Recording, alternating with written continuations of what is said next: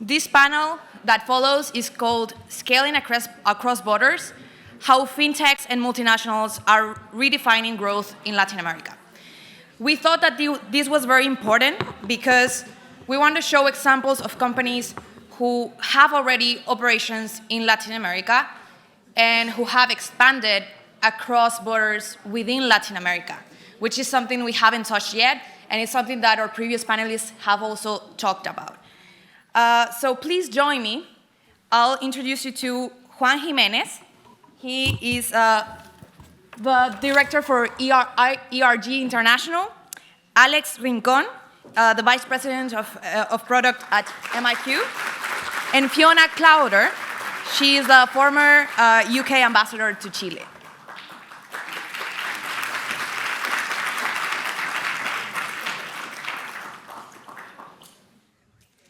We have discussed a lot, but we still have more to talk about.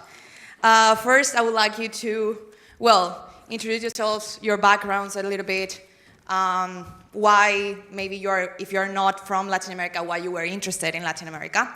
I'll start. My name is Maria Jose Zambrano. I am from Ecuador, and I have a background in startups, in the business development team of a fintech, and also in international cooperation, doing fundraising for social development purposes. Well, thank you so much. Good afternoon, everyone. I'm Juan Jimenez Perez. I'm director for Latin America for ERG International, which is an infrastructure company headquartered here in the UK, originally from Turkey, but it's a British company. We are the only properly construction company from the UK in Latin America right now. We have a strong presence elsewhere in Africa, Middle East, Asia as well. So it's a pleasure being here. I'm Fiona Clowder. I'm a former British diplomat. I was ambassador to Chile. I was also the regional ambassador for Latin America and the Caribbean for COP26. I've been involved with the region for about 14 years. I now do consultancy. And why am I involved? Because I actually think it's one of the most interesting parts of the world, a part of the world that's got lots of challenges, some of those we've been touching on. But I'm really struck by what our last speaker said. And this is about rewriting, I think, the agenda and opportunity for Latin America. And the title of this conference, Latin America Uncovered, says it's all, because there needs to be more projection of the great opportunities. And I think all of you are in a great position to do that. Hi there, my name is Alex Rincon. I work for, my background is in marketing, intelligence, data, and technology. I've been in that space for over 17 years. And I work for a global company called MIQ.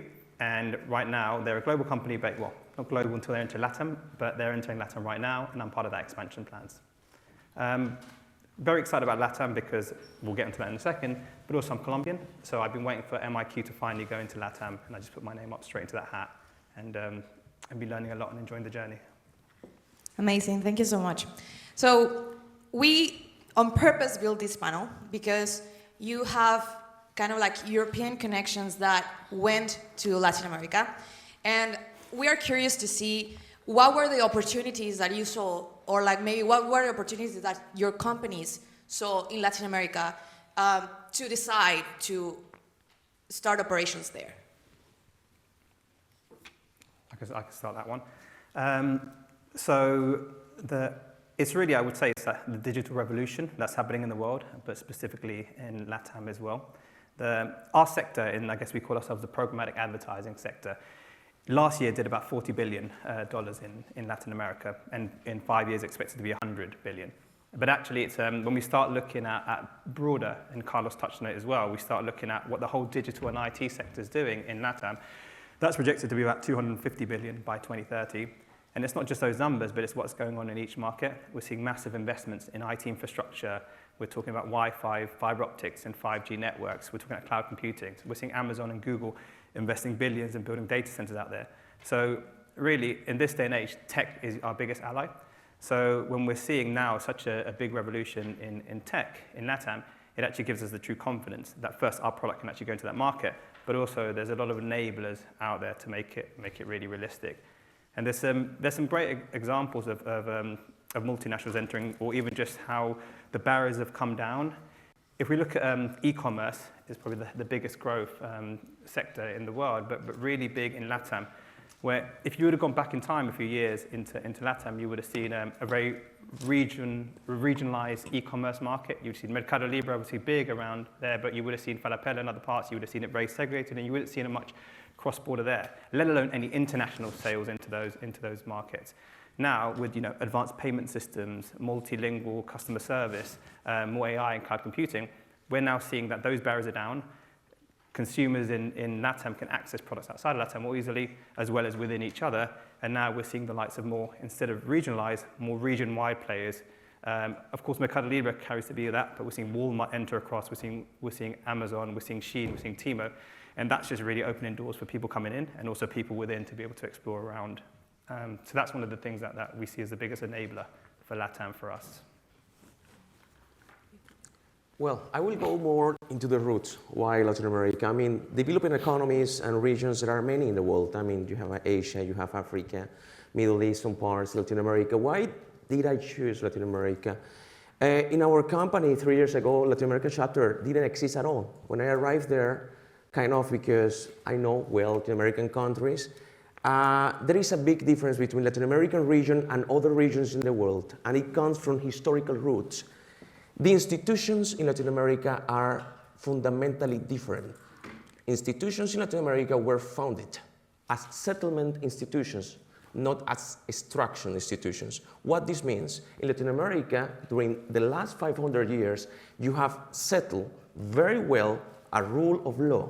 There is predictability, and additionally, you have very strong human resources, product of the education. You have universities that are 500 years old, right? So this means the following. Right now, you have a strong potential, a lot of opportunities. Yeah, you have a lot of opportunities everywhere in the world.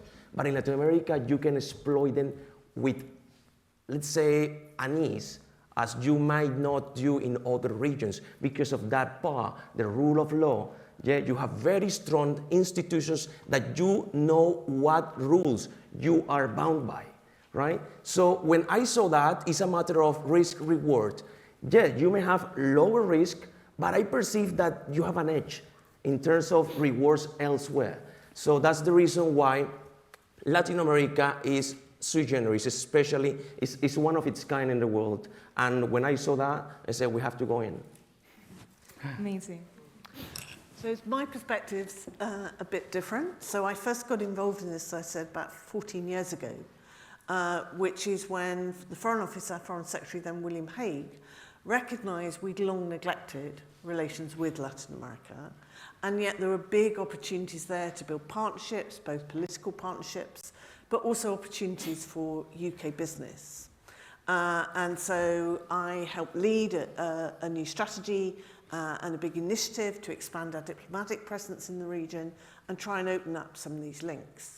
Now today we've been hearing, I think, some great success stories, but there's still huge barriers in perception for British business and more widely in general about Latin America. There's also, I think, some good individual examples, but building the wider supply chain issues and getting a wider involvement of British business still remains a huge challenge. Why am I involved in the region now? As I said, I think it's got great potential, but one thing I'm very interested in is the whole critical minerals agenda and this whole interface between mining, energy and environment. And from my COP26 work, I became very involved in environmental policy, the big conference in Glasgow. The world moved, made all sorts of commitments to net zero. But there was a complete disconnect between realising the materials and investment that is needed for that energy transition. Now, of course, since then, we've got a changing, very volatile world in general, and in which Latin America more and more is actually a beacon of stability and a beacon of promise. But that's not really recognised yet. Latin America also, of course, has huge proportions of these mineral resources that are going to be critical. And it's all very well. We've just heard fantastic talk from the previous speaker and parts of it about the vehicle industry. You've just been talking about AI, data centers, you're talking about infrastructure. None of those things can actually happen without the minerals and materials that actually literally fuel those things to happen. So this region has the resources that the world is going to need. It also has, of course, very, very important biodiversity assets and a strong record of environmental leadership. And so those are also very important messages to the world. But it's also about how the rest of the world is engaging, and perhaps we can talk more about that later on. Yes, thank you so much. Yeah, I think one of the theories, or like the perception is, and I think everybody has learned today, I hope, that there are many opportunities, right? Like everything that you have mentioned are opportunities for the region. But sometimes we just stay with, oh, there's opportunities, but like how to actually execute them? How to, like in your experience, like what have been the lessons that you have learned when trying to work in Latin America, expand within Latin America? And also I wanted to like ask this risk reward kind of like law, right? Because yeah, we know that there is risk, we can't deny that, but is it that risky as like the rest of the world might seem? Because we always talk about resilience, right? And there's this theory that's going around in Oxford that resilience can actually lower the risk. So in your experience, would you believe that that is true? How do you execute properly? How do you mitigate these risks? Well, I think I will start. You know, we are speaking of Latin America, but Latin America is so big. I mean, there are so many countries there. It's so difficult and so different working in Mexico, Colombia, Argentina, Brazil. Those are continents practically, yeah, as they were saying earlier today. So you need first of all to understand. You have to go there. You have to go one by one, understand how different those countries are. Second, you need to have proper local partners. And you have to be very careful there because there are some good local partners and others that just want to screw you, okay? So third one, yeah, it's true. Third one, you have to be patient, yeah? Things take time, right? And in Latin America especially, you have to be very patient. And as well, I would say you need to brace for something key, which is drama. Many things happen. I mean, you have to wait the things that are unexpected. Magical realism, absolutely. You have even sometimes you go into processes that are canceled at 2 a.m. in the morning, or you have presidents that under strange substance, they start tweeting at 3 a.m. and they mess up political relationships or diplomatic relationships. So it's all full of drama. So you need to brace for that, but you need to be consistent. You need to keep working and keep investing because things ultimately yield. So those are, I think, the key elements to succeed in Latin America. I would agree with all of that, particularly around the drama and the magical realism side of it, and speaking from experience on that. But I think also this is a problem because again this comes back to perceptions of the region. That there's little known. If you actually look at the media here, what's covered in the BBC, in other media, it tends to be bad news stories about the region. It tends to be about the political crisis, about a major corruption issue, about organised crime, or about one of the many, many natural disasters. You don't hear about some of the success stories we've been covering in this conference. So those messages of volatility, drama, etc., they sow uncertainty. I'm also very interested in what you said about rule of law, because I don't think that is a wide perception, that the institutions may actually be stronger and that there is probably stronger implementation of rule of law than many people realise, but that's not projected outwards. And then the final point I'd make on this is about Latin America itself being at the table, being at the international table. And just as an example, in the critical mineral space, I was at a very interesting conference in Paris a couple of weeks ago, a big international conference. And the good news is there was a Latin America presence and there was a special session on Latin America. but it was in a side room, and it was the Latin Americans all talking to themselves, which was good in terms of sharing experience and problem solving, but it wasn't about projecting what the region has to offer, whereas Africa, parts of Asia were there on the main stage, etc. And I see that very often in many of the meetings I'm at. So I think there's something also about telling the story that then helps to building the partnerships, attracting investment, etc. That's true. No, I do agree completely. I think a lot of people want to go into South America because it's a big market, it's an opportunity to expand your company's revenue. But I think a lot of people don't take it seriously. It's like, so if you're going to go into LATAM, take it seriously. And by that I mean invest in the country, invest in the region, and don't have the arrogance where I've got a process or a system technology that works in the rest of my countries, in the rest of my markets. I'm just going to superimpose it into LATAM because it will work. It won't work. It won't work for many reasons. One is because you're not entering LATAM, you're entering 19 plus countries, each with their own nuances and differences. And that can really, really mess you up. You know, there's little things that you do. One is that, actually this is a big one, is invest in local talent, invest in local experts, hire them.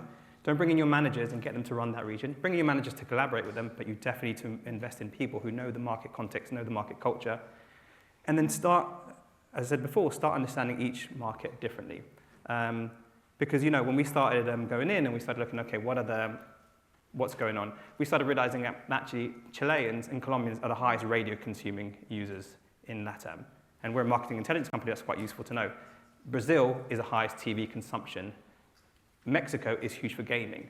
And all these insights become really useful because, for example, if I go back to the radio example, we don't do radio much in any of our other markets. So if we would have gone into LATAM and we would have gone into Colombia and Chile and said, hey, look at this mobile TV product, etc., and would have disregarded radio, one, we would have missed a huge revenue opportunity. And secondly, we would have looked like a really unintelligent marketing intelligence agency just because we weren't paying attention. And these are like big things, but also little ones that really work. And when I say take the market seriously, is don't use Spain Spanish for your applications and your decks. You have to use Latin American Spanish and Brazil Portuguese. It's the worst thing you can do. Don't put a U in Colombia. Don't put a J in Mexicana. These are just massive, massive things. That's all little things that are so massive and show that you are taking the market very seriously.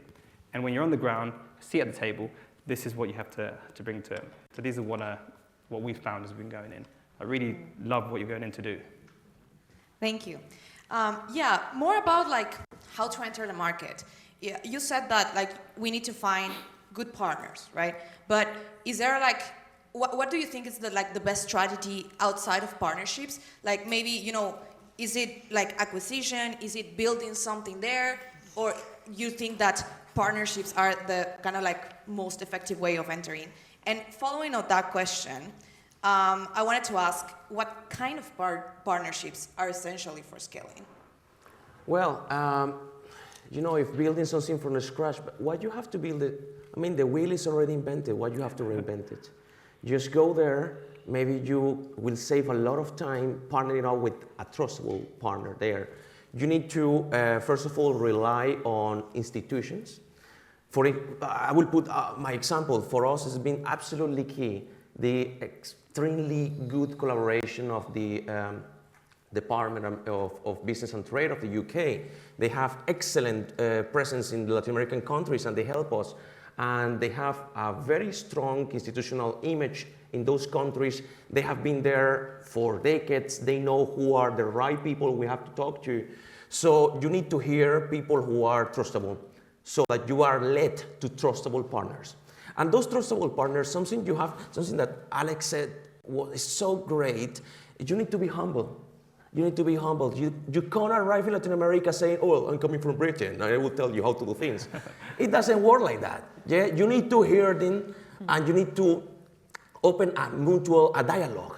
Yeah? You need to learn how things are done locally. You can bring other best international practices, and in that way, you can bring and build a new knowledge that could be differential in the markets. So I think that's the best way to create a differentiation, to create something that you have a competitive advantage, right partners, trustable partners, but also being humble to create something new that will put you in the spotlight of the market. Thank you. Yeah, I think that point about partnership to mutual benefit is very, very important. And also there's no one size fits all. It's about understanding the country, the context, what is the product or service that you're presenting, why should people bother, why should people take an interest? But it's not just about building the relationship with that immediate business partner that might be in the same sector as you or part of that supply chain. It's about building those wider relationships with the key government departments, with particularly the local regional authorities, the regulatory authorities, and crucially, with the local community, and not just with a sense of ticking the boxes on whatever the form is that you need to get the right permissions to do whatever it is you want to do. It's about looking at ways in which you can build a real partnership that brings benefits. So for example, a company I'm involved in, Appian Capital Advisory, invests in mines, has several in Latin America, and has just sold one for, I think, 420 million. And they built that mine at the start of the pandemic. So that's a very good success story, but key to that success was about those community relationships. And it was both around creating local jobs, it was about employing people in country, as you are saying, but it was also about looking at wider community initiatives, STEM work in schools, entrepreneurship and capacity training for other people in the community that built important relations that helped the success of the whole endeavour. That's really, really good to hear that. I would say partnerships is the strongest one. I mean, there's obviously mergers and acquisitions, which can be a real big accelerator if you're going into a market. We spoke about the challenges of many of these companies not being invested in and bought, but there is loads and loads of product that's been out there. We've always found that with, I guess, with emerging markets where they're a bit more constrained with maybe data or tech, or because people aren't given the time of day, they've got to find ways of innovating, which makes those products a lot more intelligent and a lot more resilient. And it means that they can work in, for example, a market where there's maybe more inconsistency with data or more inconsistency with supply chains, which meant that there's some real good DNA in there that once you take it and you were to put it in your other market where there is data, it supercharges it. So there's a lot of great products in there. However, the M&A process is, even though it's an accelerant, it can be very hard and difficult and can take a lot of time, and you can be waiting a lot of time before you enter the market. And before then, there is only one strategy. It's partnerships. You don't know the market. Go in and find out who. If you're going to build up a sales operation, maybe before you do that, go and find out who are the best local sales agent representatives in that market. It might mean you're outsourcing sales, but you're working with a partner who you trust, and you build that network together. The same with financial and tax and legal institutions, because it's so different. I mean, rebate and commission laws are so different between Brazil and Mexico, and tax and transfer pricing is so different between Colombia and Chile, that if you don't know this very well and you make assumptions of it, you might be putting, I'm going to have 100K target per each country in Latin America, but then when you take that into account later, they actually net out very differently. And that's where local partners can really help you be more efficient with your projections, be more efficient with your tax, be more efficient with your legal. Like setting up subsidiaries in the region can be a pain in the ass, and they can take that heavy lifting off you. Now, what you can do is you can go for the big accounting firms and get their LATAM equivalent divisions to help you out. But actually, there's a lot of specialized companies starting up in LATAM that focus on tax, focus on legal. That is their DNA, their bread and butter, and they know the culture. And I'd probably say, let's lean towards those than going for, your PwCs and Deloittes. Again, great, but this gives you an extra advantage that is sometimes missed. Thank you. Yes, I think when we talk about partnerships in Latin America, we always have to consider governmental institutions, right? I don't think that it's possible for any company to work in Latin America without considering the government. But we also know that, we're a lot of countries, and each country has sometimes, their own kind of like political ideas. So how do you navigate these kind of like political shifts in Latin America to keep your kind of like your operations successful? And going a bit of that, like what macroeconomics or geopolitical shifts that are happening now in the region do you think like can be an opportunity for multinationals to get into the region? think Fiona, this one's probably prime for you. Okay, so first of all, it's about investing the time to actually understand what's going on politically. I think that's really, really important. It's not enough just to find your business partner and start negotiating the transaction. You've got to be prepared for these big left-right shifts. But ultimately, it's about looking at the long term, that if your product or service is good enough, is innovative enough, and goes back to what the previous speaker was saying about solving a problem, then it should survive the political turbulence. It's also about drawing on advice. I also work with a company on strategic intelligence, getting more in-depth insight on what's going on in the politics and economics. Another organisation, the Ambassador Partnership, we focus on problem solving. So also be prepared for things to go wrong, but seek help when it does. And we and others in this space can help unlock situations by perhaps giving clarity on context, helping contacts, helping mediate, getting to a solution on things. And then in terms of the big geopolitics, and of course we've all been watching the news and what's been happening on Trump, tariffs and everything else. But remember, I think what's also very interesting is the world looks different when you're in Latin America. And an image I like very much actually is by a Uruguayan artist that many of you may know called America Invertida, which is an upside down map. And so also thinking about, particularly if you're coming from the UK, that things may look very different from the perspective once you're in Latin America. And also I think there's a dynamic and an opportunity about the countries in Latin America and three-way or multi-way partnerships, and particularly actually looking to Asia, which is where the whole CPTPP comes in. And that's very important, those Asia-Pacific relationships with Latin America. And then also be aware of other players that are taking a great interest in the region. For example, Saudi Arabia and UAE are huge investors and seeking to build their presence in Latin America. So what does that mean for the particular context of your company? Is that a threat? Is that an opportunity? Are there ways of building wider partnerships? Thank you. Well, I mean, that's relative because you find governments that are on paper say, oh, this is pro-business, and the other is from the other side, the other rail, and then it's more and against business. You know, when you arrive in there, sometimes you do the best businesses with governments that you might not expect to do business. You know, and other businesses, other governments that are pro-business, ultimately they don't execute anything. So look, when you're doing business and in the country, like there are some countries like Peru, Chile, Colombia, independently who the president is, you have a very strong private sector. You need to be friends with the government. Don't get the wrong enemy, all right? So because if you get the wrong enemy, you're out. So you need to be friends with them and just, as Fiona says, solve the problem.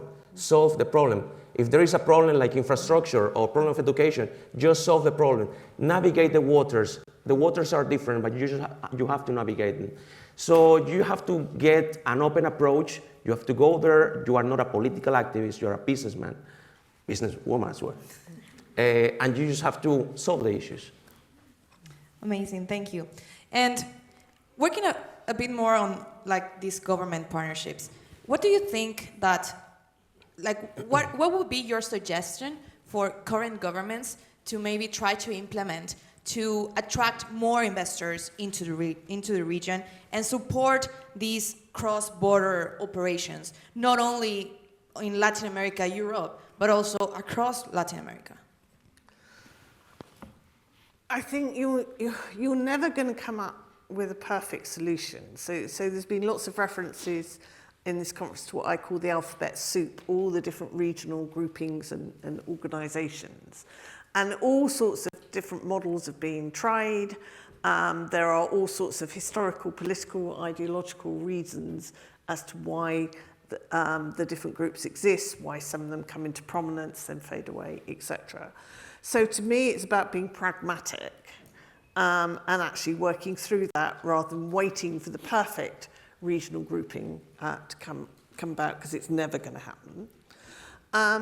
It's about focusing on the real opportunities. So the whole opportunity from the energy transition, from the digital transformation, from agrotechnology and food security, those are common issues for all the countries.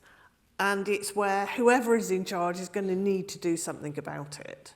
So finding that entry point and building that relationship, but being flexible as well. And I agree with you about kind of don't get on the wrong side, but also be prepared to build a relationship with whoever is in opposition now, because next week, next month, next year, they may then be in government. You have to be friends with everyone. Why we have to be enemies? Friends with everyone. Yeah, but I do think the region itself can come together more, particularly at this time in the world. And I actually think we haven't talked that much about COP30. And I think that is a very, very important initiative at an important moment in time that is not just, although that's a very important part, it's not just about environmental issues. It's ultimately about economics, prosperity, as well as addressing climate change. Just wanted like a very practical example, like in that where it would be nice where people could come more together, and because we work in the data and tech world, it's where you can sort of make it more digitally cross-border a lot easier. Right now, we've seen in Europe GDPR has started sort of a centralized data protection across the whole of Europe and UK, and it would be nice if in LATAM, and in this part of the idealistic where we're sort of speaking to governments, is where make it easier to I guess transfer across regions. And simple things like that is where you're investing more in Wi-Fi and 5G across the whole country, because it propels your country anyway. But also it means that people can move across countries back and forth. Little things like more global mobility in working. But also, even little things that make a big difference. For example, I have a Netflix account in Colombia. If I'm going to Chile for a holiday, I should still be able to see my same content on there. And these things, and that might seem like a basic example, but that just shows the boundaries and buffers that people aren't letting other things enter. They've got these real high walls when it comes to these things. And I think hopefully digital could be the first beginning of breaking those, because they're a lot easier than physical supply chains right now. Thank you so much. I think we have time for a couple of questions from the audience. So who wants to start? Over there.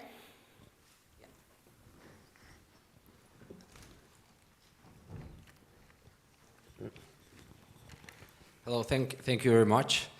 I was a little bit surprised when Juan said that the rule of law in Latin America was, let's say, a benefit from the region. Sometimes coming from the region, we are biased through our own experience on the difficulties that the countries may experience politically and in terms of rule of law.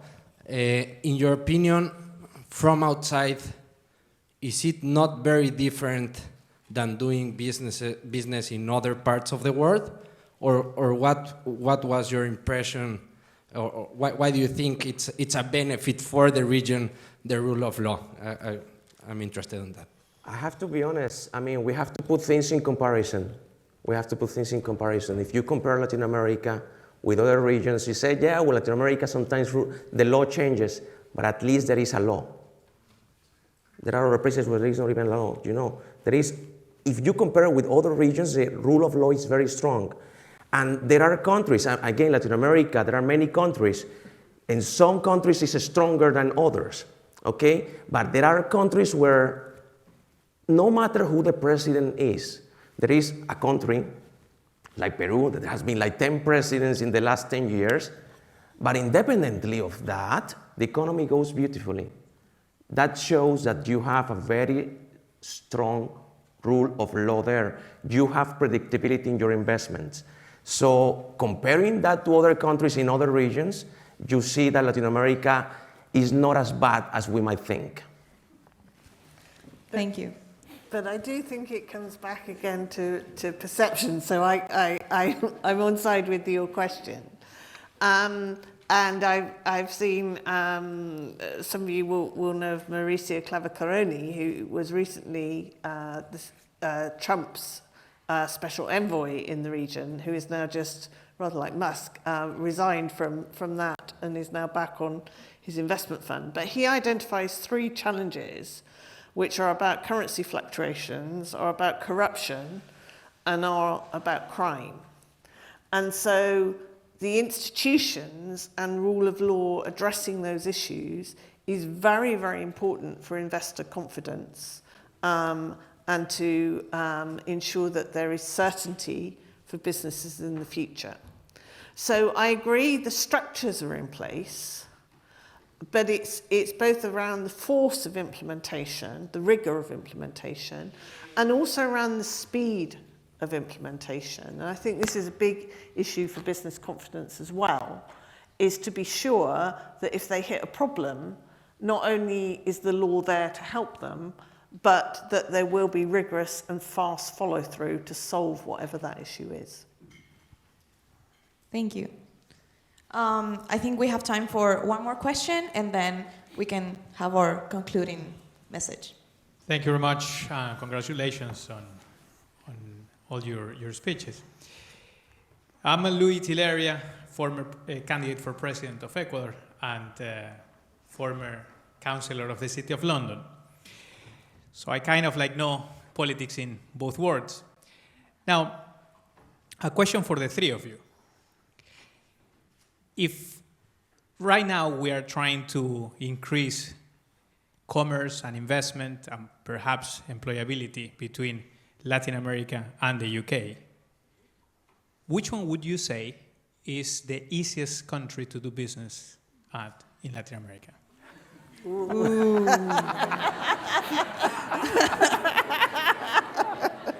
No offense. No, but is there something easy as doing business anywhere in the world? It's never easy. Let's say, I mean, it's always difficult. You have to. I will not mention a specific country because it depends on what sector.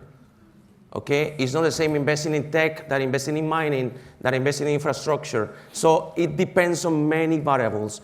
Now, there are countries, of course, I can tell you a bunch of countries, Chile, Brazil, Mexico, that because of the strength of the institution and the economies might be easier than in Venezuela. But maybe if you have oil and you have the good friends in Venezuela, it might be far easier for you. So it really depends. It really depends where. You Is this? They can turn this off now if they want. I would say Colombia. No, I can't say. I would say Colombia because my parents. But the truth is, I think it's if you want to give your business a chance to succeed in LATAM, because I think it's about if you give your company, if you're opening into LATAM and you want to find the first one to have more opportunity, the truth is it might not necessarily be the one that you want. But just if you're thinking strategically, if I can start with an anchor point, it will give me the leverage to then expand and create opportunities for other ones. Start with a really strong one, that gets me a lot of revenue and profit, and then I can use that profit to cross-subsidize into other markets. Because then you can risky markets might take a lot more investment, but then at least you're getting money in to help support that. And because of that, I guess the tactical answer would be that your anchor market should be, even though they're probably a bit more difficult, should be probably Brazil and Mexico. And then once you start with those anchor markets, you get yourself established in there, you then start looking elsewhere. And again, if my roadmap would then be, I'd probably go into Colombia, because again, another emerging economy doing really well growth. But then Colombia can act as a hub for the places around it until they get to start up. So you're sort of dominoing across. This would be my safe business answer. But if my family was here, Colombia all the way, all the time, 100%. I mean, because I'd say Chile, because I spent most of my time there. But I think your point actually highlighting Brazil and Mexico is important, and that's actually can be quite a problem. And so often, from my experience, British business trying to get them to look at Latin America in the first place is quite hard. The key thing is to get them on the plane and get them there, and then their eyes are opened and they see the opportunities, and actually it's not as difficult as they perceive. But often businesses want to target Brazil and Mexico because they are, of course, the huge markets. So actually trying to build understanding that there are other opportunities, and that's what I think has been great about this conference, is that it hasn't always focused on the obvious players. I thought it was fantastic, Rafael, both your overview generally of the region, but your highlighting of the opportunities in Costa Rica. We heard from the President of Dominican Republic. It's great to have Ecuador's presence here, and other countries in Central America, and also some of the smaller countries like Paraguay, Uruguay, etc. They don't have the profile and awareness. And so again, it comes back to that messaging back to British business on the wide opportunities there are in the region. And I hope those of you that are from the region will help project the opportunities of your countries, and that those of you who are not from the region will have been incentivized through this conference for whatever companies you go and work for to try and build some of those partnerships. And for companies, especially, if you want to make success in Latin America, you need to invest in talent. You shall not expect these people who are studying here in Oxford, the very best, going back there to receive local market salaries. They are expecting local market salaries, but global impact. That's not realistic. So companies need to invest in talent. They need to pay them international rates in Latin America so the professionals go back there and they make real change. Otherwise, the talent will stay out. And there is no change. We talk about finance, we talk about capital, we talk about rule of law, whatever. The real key for success and change is talent. Thank you so much. We are out of time now, but I hope you have enjoyed this as much as I did.